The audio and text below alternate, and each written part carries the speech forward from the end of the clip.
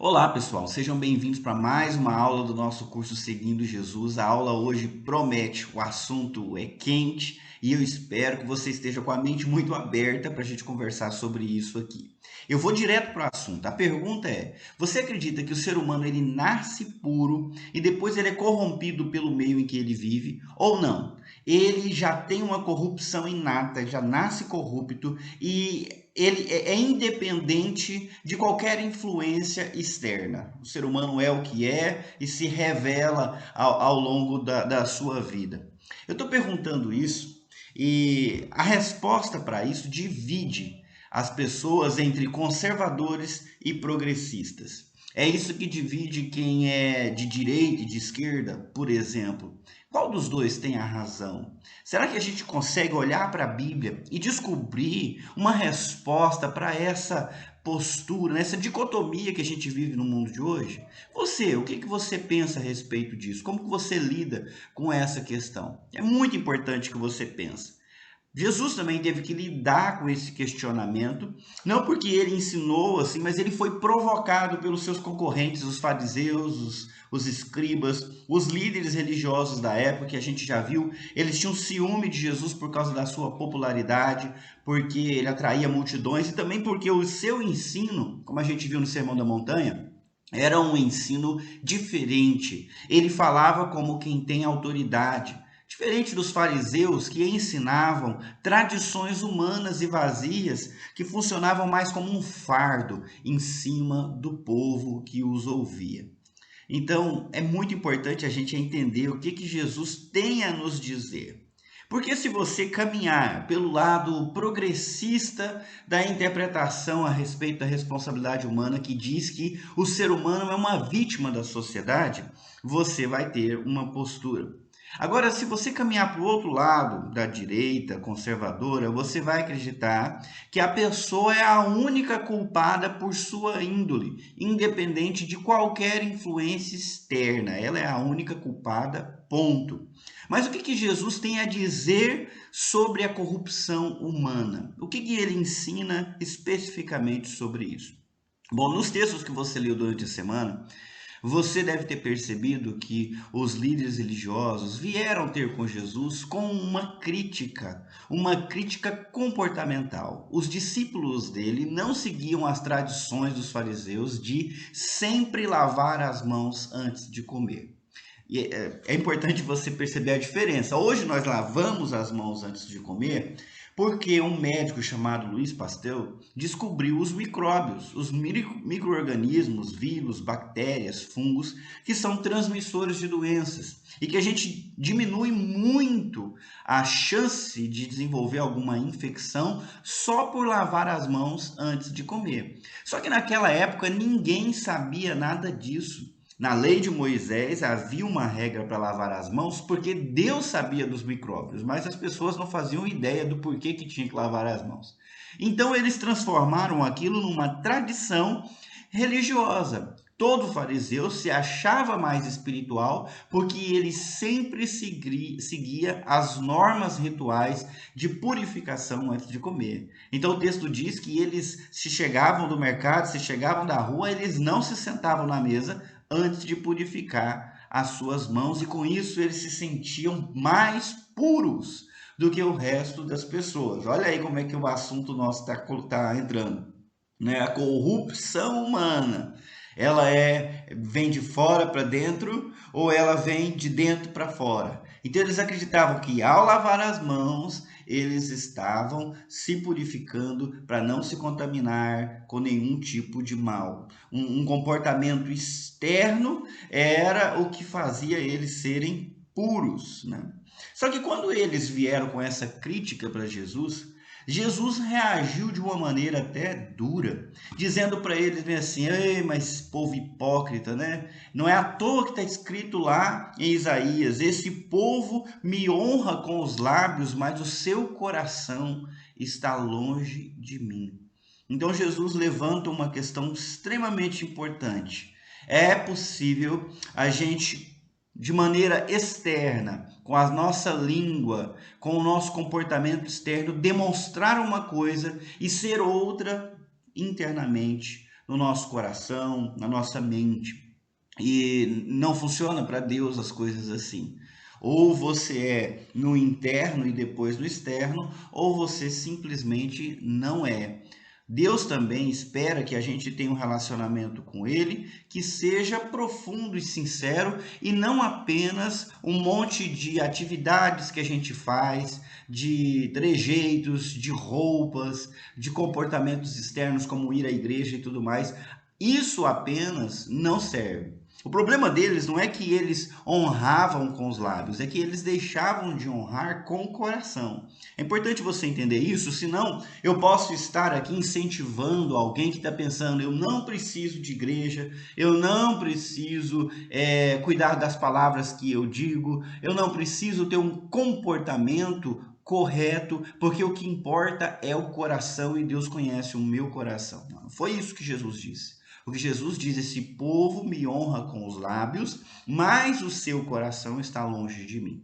Jesus já era diferente. Ele honrou a Deus com os lábios, mas o coração dele estava perto de Deus o tempo todo. Então, entenda, não é uma coisa ou outra, mas precisa ser as duas coisas. Para Jesus, o problema do ser humano, da sua corrupção, não está nos aspectos externos do comportamento, mas nas câmaras profundas do coração, porque é dali que flui a corrupção humana. Então Jesus levanta uma incoerência muito interessante na vida dos fariseus. Ele disse: vocês desobedecem à lei de Deus de coração para poder servir de coração as tradições que vocês mesmos criaram. Vocês não estão seguindo o mandamento para agradar a Deus purificando as mãos. Vocês estão seguindo a tradição humana porque vocês se sentem mais espirituais por fazê-lo. E aí Jesus deu um outro exemplo. Ele disse: lá na lei está escrito: honra teu pai e a tua mãe. Porém, o que vocês fazem? Vocês deixam de mandar para os seus pais e suas mães a oferta, o dinheiro para o sustento deles, porque vocês dão esse dinheiro na igreja e dizem: eu ofertei para o templo, eu ofertei para Deus, então eu não tenho como honrar o meu compromisso financeiro com você, papai, mamãe, velhinho, né? Porque eu ofertei para Deus e Deus é mais importante. Então Jesus chama a atenção deles que eles criaram uma tradição humana e essa tradição os leva a desobedecer a lei porque o coração deles não está em Deus, mas sim na sua performance, na sua aparência. E isso é um grande problema. E aí Jesus vem com o ensinamento de que o que contamina o homem não é o que entra pela sua boca, mas é o que sai, né, pela sua boca, aquilo que vem do coração. Bom, a menos que se consiga manter puro o coração, qualquer atividade externa, por mais pura que pareça, não tem efeito prático nenhum, porque o mal já corrompeu por dentro. Jesus afirma que é do próprio coração da pessoa que jorram, nascem os maus pensamentos, as palavras más de ofensa. É de lá também que vem os desvios sexuais que a gente vê e pode se manifestar na nossa vida, na vida dos outros, né?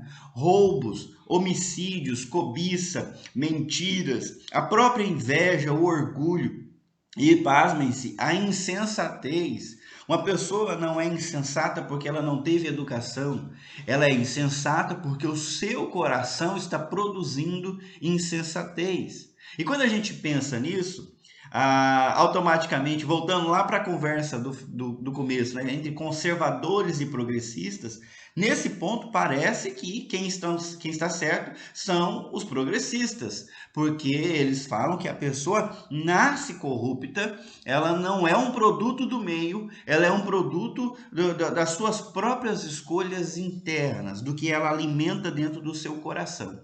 E isso é um ponto para o lado deles, de fato, é isso que a Bíblia está dizendo, né? Cada um é responsável pelo mal que nutre dentro do coração. Mas note, eu usei uma palavrinha diferente. No começo da aula, eu disse aqueles que acreditam que a pessoa é a única culpada por sua índole. Eu usei a palavra culpada porque muita gente acha que a culpa é só da pessoa. Só que agora eu estou dizendo uma outra palavra, dizendo que a pessoa, cada pessoa é responsável, não culpada, mas responsável pelo mal que nutre dentro do seu coração.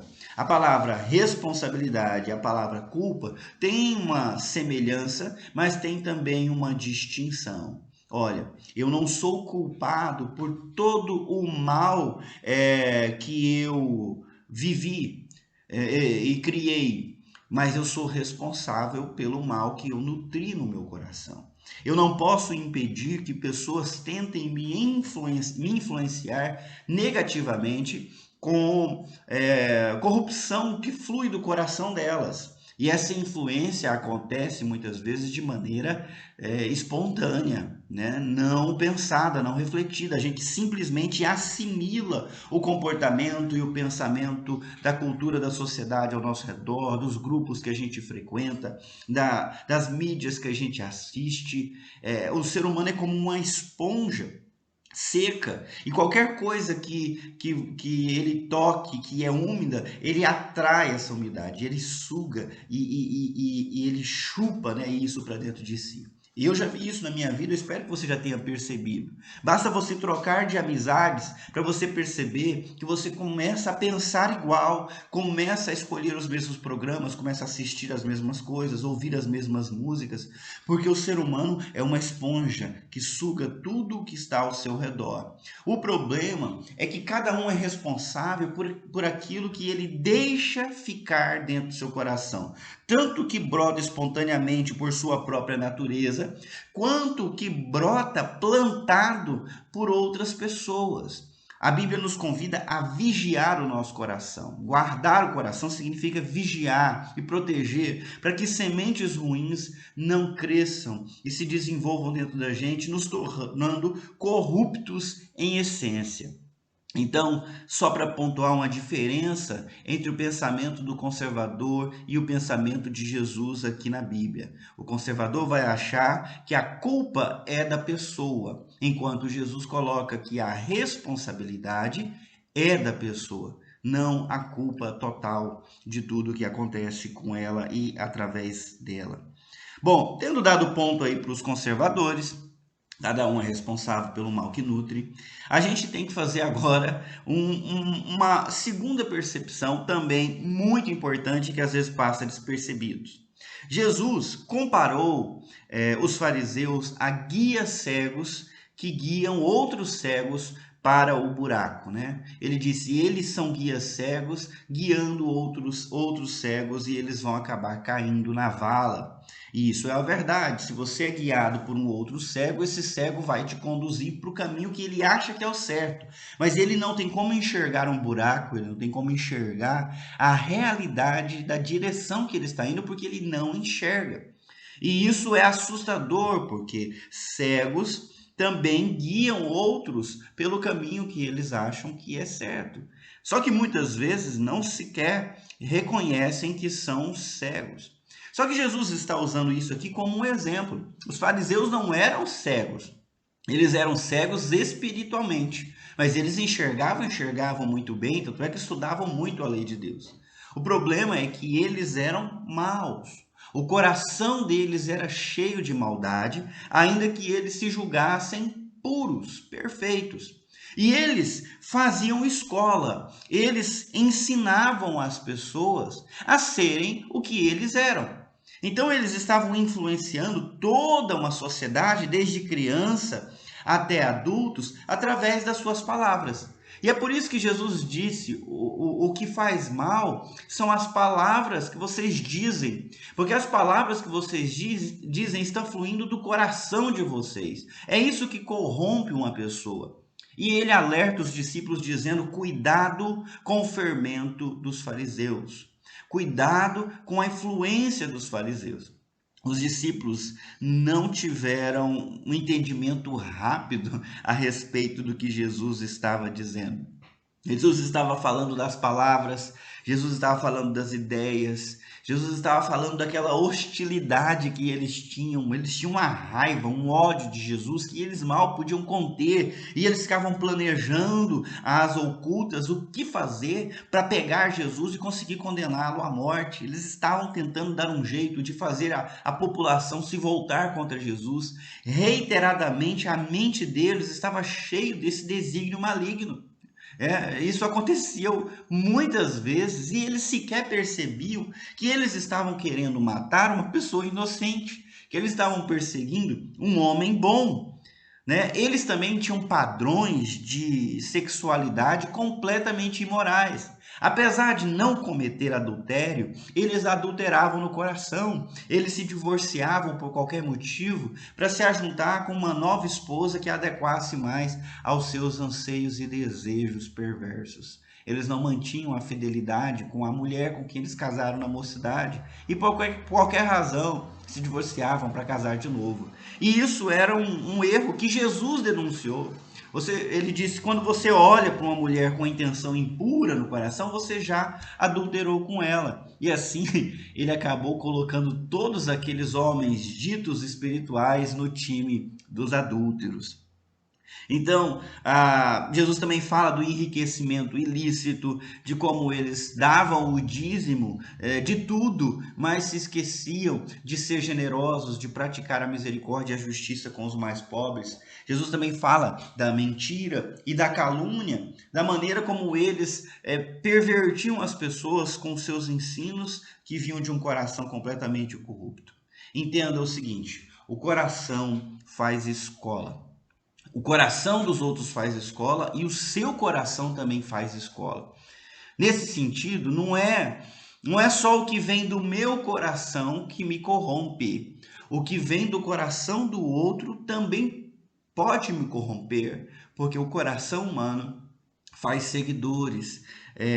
O que ele quer, o que ele deseja, o que ele ama, é expresso no comportamento que é imitado por outras pessoas, é expresso em palavras que são ouvidas por outras pessoas. E hoje, além de atos e palavras, nós temos vídeos, nós temos TV, nós temos tantas mídias que expressam e amplificam os desejos do coração e a corrupção do coração, influenciando toda a massa, inclusive eu e você, fazendo que sementes malignas sejam plantadas no nosso coração, nos corrompendo por inteiro, desde dentro até chegar fora. Por isso Jesus disse: cuidado com o fermento dos fariseus. O fermento, vocês devem saber, ele é usado há muito tempo. Ele era usado tanto na fabricação de pães, porque ele faz a massa crescer e o pão ficar mais macio, né? Mais fácil de comer. Sem o fermento, o pão fica seco, fica duro, difícil de comer. E o fermento já era usado há muito tempo. Não só na fabricação dos pães, mas também na fabricação de bebidas, né? O vinho é produzido através da fermentação do suco da uva. E isso que faz ele ficar com aquelas propriedades alcoólicas. Então, o fermento era usado. E desde sempre, o fermento nada mais é que uma levedura. É algum tipo de fungo que basta uma pequena quantidade que a gente coloca ali e esse fungo começa a comer a matéria orgânica e produzir lá os seus excrementos, e isso faz com que a massa se azede e comece a inchar. Só que há fungos que são comestíveis e outros que não são. O fato é que precisa de uma quantidade pequena de fermento para você colocar numa quantidade grande de massa e toda ela será fermentada. A pessoa que sabe fazer pão sabe como é que funciona. Você faz a massa com o trigo, com os outros ingredientes, dependendo de que pão você está fazendo. E aí você pega o fermento biológico, ou hoje nós temos o fermento químico, e mistura na massa por completo. Só um pouquinho, às vezes uma colherzinha já resolve. E aí você deixa a massa descansar. Enquanto ela descansa, ela começa a inchar toda ela, toda ela. Um pouquinho foi capaz de fermentar toda a massa. E aí Jesus fala: cuidado com o fermento dos fariseus. Basta a pequena quantidade para fermentar a massa inteira. Basta um pouquinho de maldade sendo expressa do seu coração pela sua boca, pela sua vida, ou do coração dos outros e pela vida dos outros, para influenciar todo o resto da sociedade ao redor. Bom, você sabe, na leitura dessa semana, os discípulos eles tiveram dificuldade de entender o que Jesus estava falando. Eles ficaram extremamente preocupados com o que Jesus estava dizendo, achando que Jesus estava reclamando porque eles se esqueceram de levar pão. Eles estavam no barco e Jesus falando, cuidado com o fermento, e eles perceberam que não tinha levado pão suficiente e acharam que Jesus estava cobrando eles, que alguém tinha faltado com a sua responsabilidade. O que é no mínimo engraçado, porque a essa altura Jesus já tinha multiplicado pães para milhares de pessoas 2 vezes. Na primeira vez ele multiplicou 5 pães e 2 peixinhos para a multidão de 5.000, e na segunda vez ele multiplicou 7 pães, né? Eu nem lembro a quantidade de peixes, para outros tantos de pessoas. Então, se eles tinham pelo menos um pão lá, já era suficiente para Jesus alimentar os 12. Afinal, ele não tinha problema com isso. Ele é Deus, ele consegue multiplicar o pouco em muito e fazer esse tipo de milagre. Então, Jesus teve que intervir e ajudar os discípulos a perceber o que ele estava ensinando, né? Da mesma forma que eles tiveram dificuldade para entender, nós hoje temos dificuldade para perceber como que a cultura pecaminosa que brota nos corações, tanto nossos corações quanto o coração dos outros, como que isso acontece e como que é perigosa. A gente tem dificuldade de perceber e a gente faz pouco desse fermento. A gente não tem a percepção do perigo. Por isso, a palavra de Jesus é muito importante. Cuidado com o fermento dos fariseus. Cuidado com a corrupção que brota no coração. Cuidado com isso. Cuidado com essa influência. Cuidado, porque basta um pouco para fermentar você internamente, coração e mente. Muito cuidado. Nós precisamos tomar muito cuidado. Porque, resumindo, o mal nasce no coração, nasce no interior. Ele não nasce na nossa pele, ele não nasce nos nossos sentimentos e emoções. Ele nasce na fonte interior das nossas mais essenciais intenções, desejos e aspirações.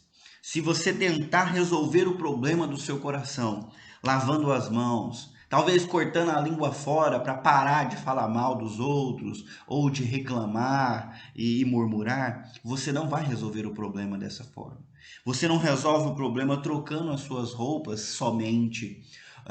Não resolve o problema lavando, né, purificando.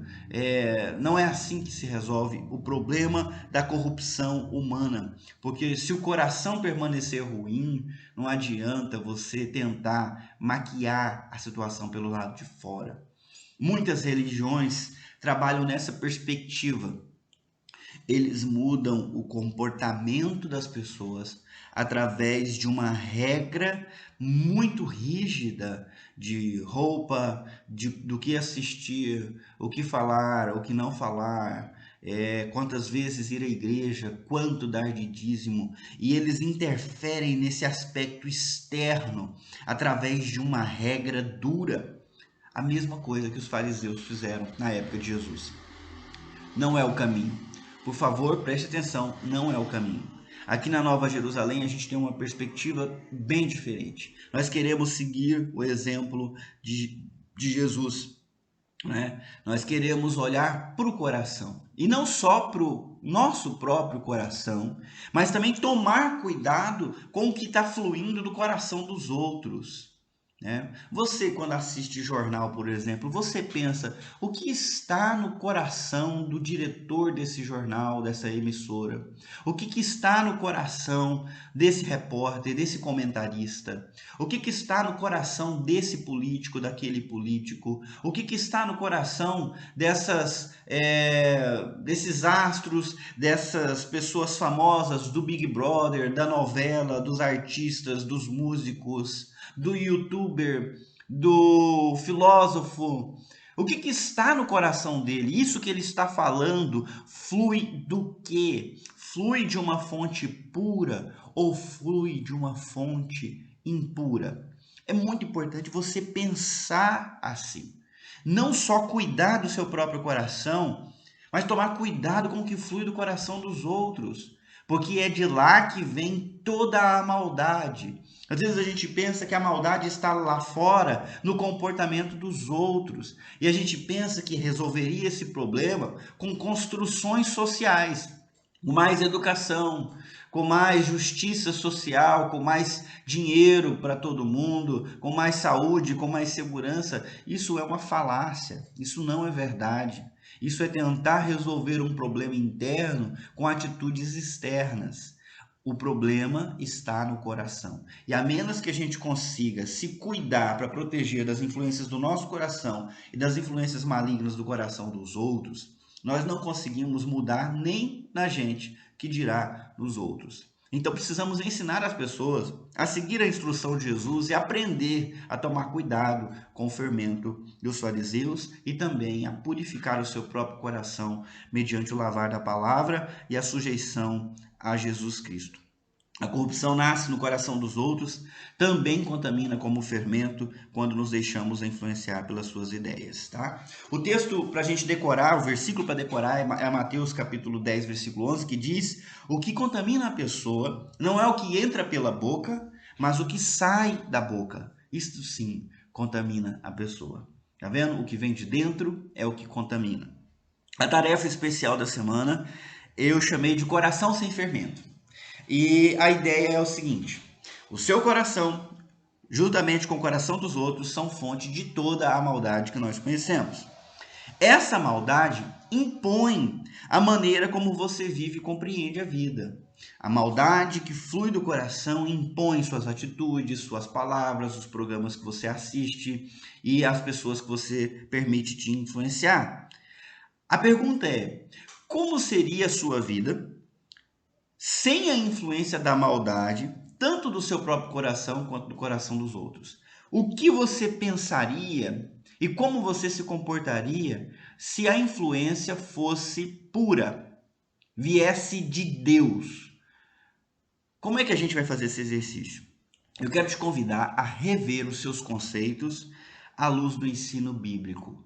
Será que o que você pensa sobre alguns assuntos é o que Deus pensa ou foi influenciado pelo seu próprio coração ou pelo coração dos outros? Uma boa maneira da gente avaliar isso é usar os temas de hoje, especialmente os temas mais polêmicos. Eu coloquei lá no seu material. Qual que é a postura bíblica correta, por exemplo, em relação à pena de morte? Talvez você tenha uma postura clara e evidente agora, nesse instante. Eu quero que você desconfie da sua postura e pense biblicamente. Não o que eu acho, o que eu sinto, o que foi ensinado para mim, mas biblicamente. Qual é a postura em relação à pena de morte? Qual é a postura divina? Como que Deus se coloca diante disso? Uma outra pergunta: qual seria a postura bíblica em relação ao aborto? Hoje isso tem entrado até para dentro das igrejas e as pessoas estão começando a defender essa prática, na minha opinião, muito pecaminosa. Mas qual seria a posição bíblica? Se você for estudar a Bíblia, o que você infere e entende a partir do ensino divino? Qual que é a postura bíblica sobre sexualidade? Independente de influência e desejo do seu coração, influência de fora, desejo do seu coração, qual que é a postura correta? Tá? Direito de propriedade. Qual é a postura bíblica? Nós devíamos ter tudo em comum como uma regra, ninguém deveria ter mais do que os outros, ou não, ou a Bíblia ensina que nós devemos respeitar a propriedade alheia, né? E que o outro tem sim direito de posse sobre aquilo que ele conquistou. Qual será a postura bíblica para isso? Pense, por favor. Outro, o que a Bíblia pode nos ensinar sobre ambição? Ambição é algo negativo, antibíblico, ou é algo positivo, algo correto? Nós podemos ter exemplos de pessoas que foram ambiciosas na Bíblia e Deus as chamou atenção, ou temos exemplo também de gente que era pouco ambiciosa e Deus chamou atenção para ser ambiciosa. Qual que é a ideia? Em que sentido ambição é errado? Em que sentido ambição é correto? Mas, por favor, não me responda com o que você acha. Apenas reveja os seus conceitos à luz da Bíblia, à luz do que Deus ensina. Mais um, ou vários, né, assuntos. O que dizer de drogas, tanto lícitas quanto ilícitas? Qual que é a posição bíblica? Vamos falar sobre autoestima. Qual que deve ser a nossa postura em relação aos nossos próprios sentimentos e emoções? Devemos ter autoestima? Devemos ter baixa estima? Como que ela tem que ser à luz da Bíblia? Qual que seria uma estima saudável, conforme a instrução de Jesus Cristo? Qual que é a postura bíblica sobre a mentira? E até onde isso se aplica? A gente pode mentir para brincar? Ou nós estamos nos tornando como os fariseus que não mentem de jeito nenhum, só quando lhes convém? Qual que é a postura correta em relação à fofoca, à desinformação, a passar uma informação sem saber e até acreditar nas informações? Qual que é a postura bíblica em relação à ignorância? A ignorância deve ser aceita, deve ser mantida? Como que a Bíblia fala com o ignorante? O que ela convida o ignorante a fazer? Bom, tudo isso está aí colocado para você pensar e rever os seus conceitos. Mas, por favor, reveja de verdade. Os fariseus não quiseram rever os seus conceitos e o seu coração continuou corrompendo as suas atitudes ao ponto de eles se tornarem culpados da morte de Jesus e dizerem para Pilatos que o sangue dele caia sobre nós e sobre os nossos filhos. Quando Pilatos se recusou a matar Jesus, dizendo que ele era inocente, eles falaram isso, que o sangue dele caia sobre nós. Ou seja, eles se recusaram a se livrar do fermento que estava corrompendo o coração, e a sua corrupção aumentou tanto que eles somaram a toda a sua corrupção, a pior de todas, condenaram um homem inocente à cruz e ao sacrifício, né? Toma cuidado com o fermento dos fariseus, toma cuidado, mas cuida em especial do seu coração, porque se você lavar por dentro, vai fazer sentido lavar por fora. Deus abençoe e tenha uma boa semana. A gente se vê na próxima aula.